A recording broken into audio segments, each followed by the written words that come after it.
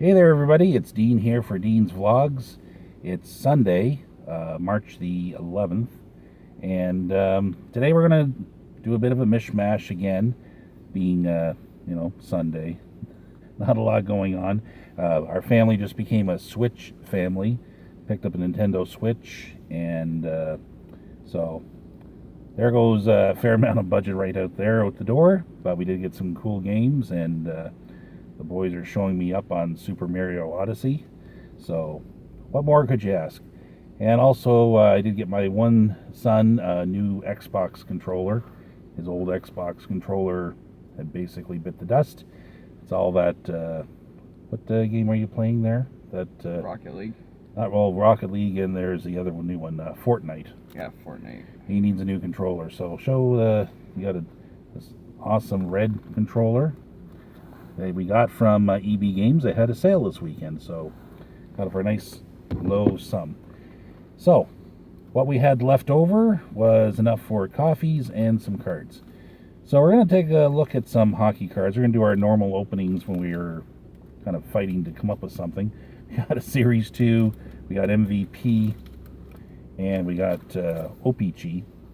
So we're going to open up those in a second. But we also got some baseball cards. They got a kind of a mixed reaction on the NBA cards, and that's fine. NBA is a little funny when it comes to Canada, what people are liking. But I did pick up a couple of Topps Baseball Heritage. We'll try those out. And this is my favorite, Donruss Baseball. I love these cards because, Donruss was around in the 1980s. Part of the reason why there was all these sets of cards and everything back in the 80s and into the 90s. Leaf was the one that I think owned Donruss and did some really good work with the line. They had different lines of cards and everything. The cards were fun to get, different inserts, things you'd never seen before, but they ended up getting crushed out of the business by Upper Deck and Topps, because between the two of those guys, they bought the logo licenses to stop everybody else from producing cards for hockey and baseball, more or less. We still see Donruss cards, but without the logos, so they're all airbrushed out. They kind of gave up. Panini got the license for Donruss and some of the other products, Score and that. But once Upper Deck put the lockdown on the cards, there's not really anybody producing cards other than Upper Deck. So we do have at least a little bit of competition when it comes to baseball. It's not a lot because people either love these or hate these because of the logo stuff. I'm going to crack them open right now so you can see what we're talking about. So here's a pack of Donruss Baseball.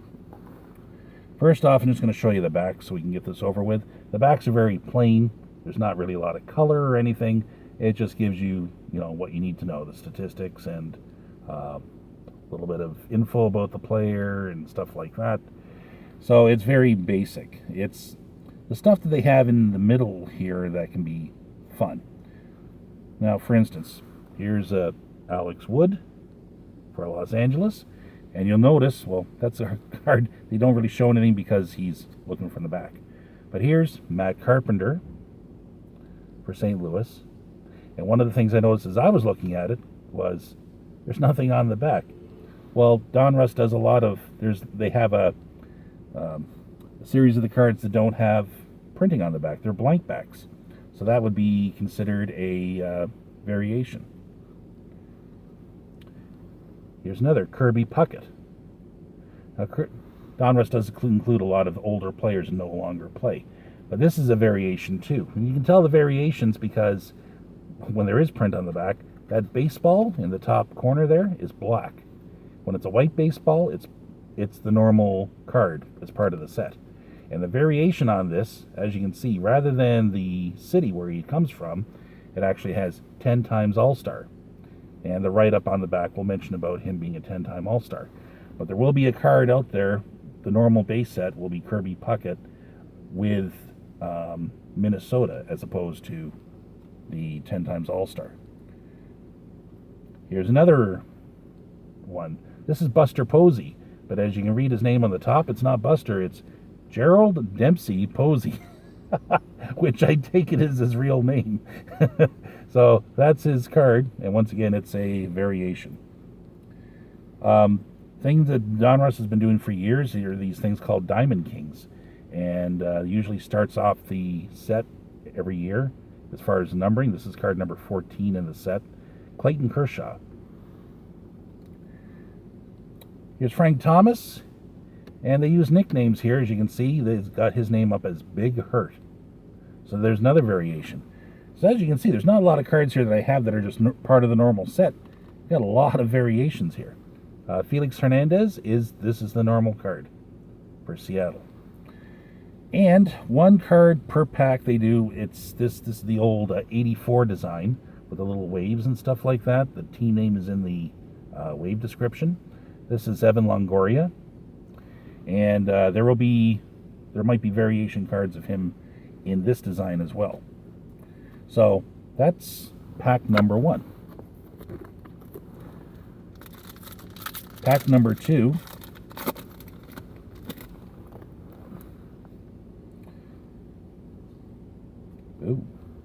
Pack number 2 starts off with this double player card of Byron Buxton and Manny Machado. And they're having a blast. That's what their card says. Just a team card or little fun card. Now here's an actual numbered card. Oh, this has to do with his statistics. So this is Michael Brantley. It is numbered. You can see the number right there. Number 270 or 267 out of 292. And the reason the 292 is if that black line you can see up there, he's got a career batting average of 292. So they've done special foil cards, and there are only 292 of them based on his batting average. So that's a numbered card. Here's another variation card.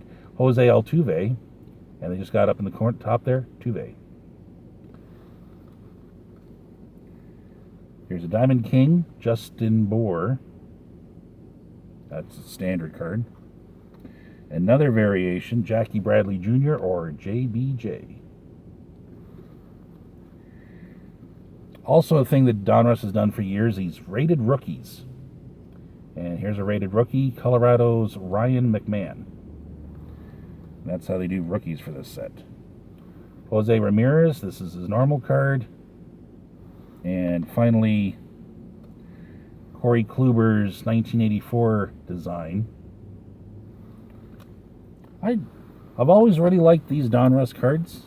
Got one more pack, and then we'll move on from there. But if you would like to see more of these Donruss cards, by all means, leave a comment below, leave a like or whatever. Let me know you want to see more of these. I love them, to be honest. Here's Chris Sale, his normal card, Boston.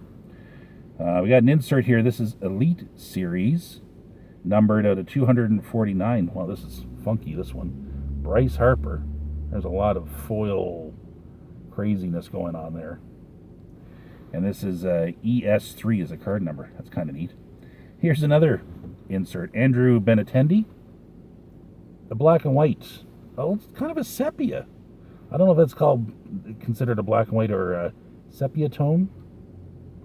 I'll have to look that up. But that is definitely a variant. Roberto Alomar, also a variant. Now to look at this, because Robbie Alomar is what they have up there. Another Diamond King, Paul Goldschmidt. Haven't seen any variations on these, so I don't know if they exist. Andrew McCutchen from Pittsburgh, otherwise known as Kutch. Variation. Here's a Ken Griffey Jr. regular card from Seattle. And the 84 version of Charlie Blackmon's card. So, that is Donruss.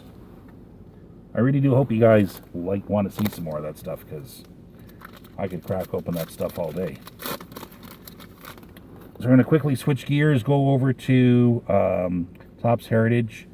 I don't know a lot about the I know that there are variants in there. These are a little tougher to follow because on the back there's a very long code number, and apparently depending on the ending of the code number, that tells you whether you have a variant or not.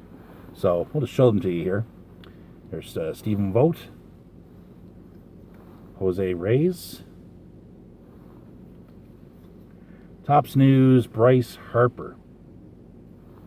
I think on the back, yeah, it's like a puzzle piece. So, Brandon Phillips, Yuli Gurriel. If I butcher any of these names, my apologies to their families and friends. Colton Wong, Luke Weaver, Cardinals in this pack, Kendall Graveman, and finally Chris Sale. And these are based on, what did it say, 80, no, 64? 69, the 69 Topps design. Like 11 minutes, we haven't even gotten to the hockey product yet. Sorry about that, guys.